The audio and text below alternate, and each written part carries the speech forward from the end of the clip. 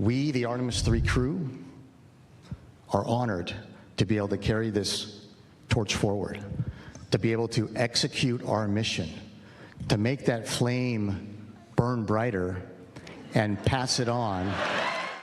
That is Randy Bresnik, the commander of NASA's next Artemis mission. He's one of 4 astronauts expected to launch into Earth orbit next year as part of the space agency's goal to return to the lunar surface. Inside the Orion capsule with him will be pilot Luca Parmitano of Italy, along with mission specialists Andre Douglas and Frank Rubio.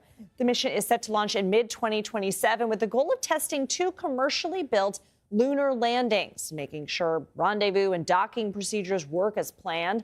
Commander Bresnik and the crew sat down with our Mark Strassman to discuss the mission and how it'll lay the foundation for future space endeavors. Now we have to figure out how to get people in landers and then fly those landers down the lunar surface. And so that's what this mission is all about. It's the nuts and bolts test work to be able to make sure that Orion and both the Blue Origin company and the SpaceX company's landers, we can actually play nicely in space, dock, operate, and then that will then buy down the risk so much so we're not doing that first docking in lunar orbit on the next mission. Clayton Anderson is a retired NASA astronaut and joins us now from Ashland, Nebraska. Thank you so much for being with us.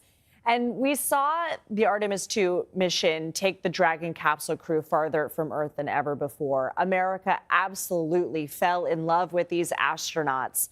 What is the goal of this mission? And from your experience, what are the biggest challenges they face?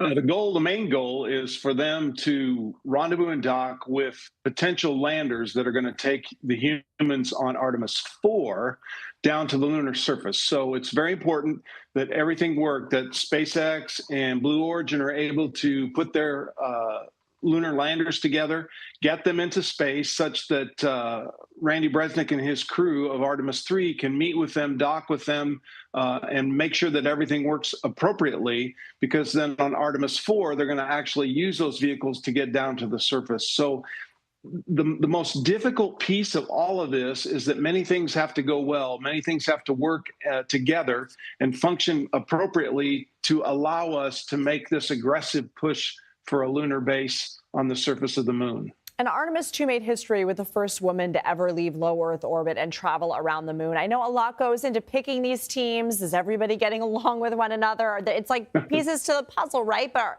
are you surprised there are no women on the Artemis III crew? I don't really have any insight to that. You know, I was hoping my name would be on the short list because I used to do rendezvous and docking when I was a baby engineer at NASA. But all of these 4 men are very highly qualified. There are so many qualified astronauts that I can't even imagine how difficult it is to pick a crew like this. But what I will tell you is that I think now that looks good for Artemis IV, for a female to be on that crew that would actually go down to the lunar surface. So, you know, you can't get everything you want on every mission.